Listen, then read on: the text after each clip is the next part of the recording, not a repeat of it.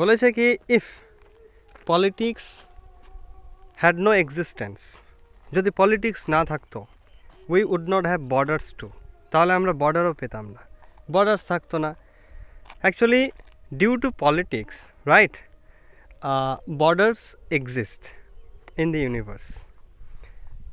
Politicians, for their own benefits, have divided the very beautiful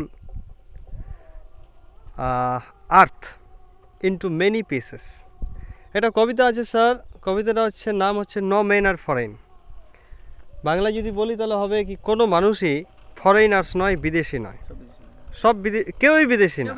ওকে, তো যুক্তি দিচ্ছে কি, to prove his statement the poet says that the people who live in India as you are here have two hands, two eyes, one head, two legs, they and they who live in Bangladesh that side are also having two hands, two eyes, one head, two legs.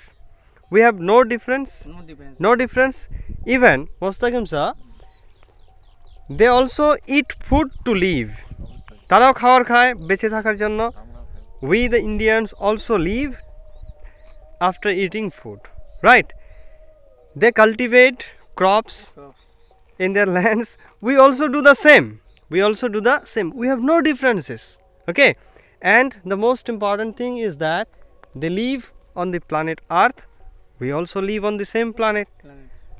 So in this context the poet says that no man is foreign, kono ব্যক্তি কিন্তু বিদেশি না। Actually due to political support, due to political benefits, okay, we have been divided into Bangladesh and India, various countries. This is a, I think, rude decision ever decided by the politician. এই ডিসিশনটা খুব মানে ভালো করেনি আমাদের মধ্যে। নিজের জন্য নিয়েছি, হ্যাঁ, নিজের জন্য নিয়েছি এক্স্যাক্টলি, তাই না?